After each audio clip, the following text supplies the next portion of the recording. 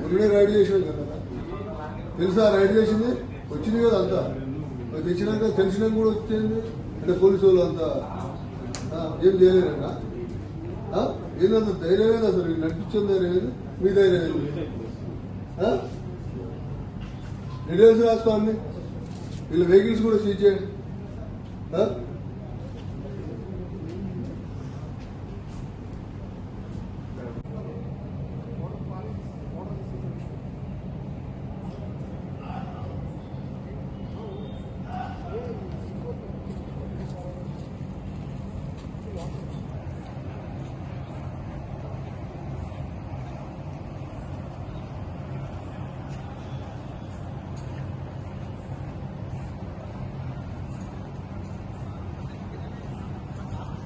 कैसा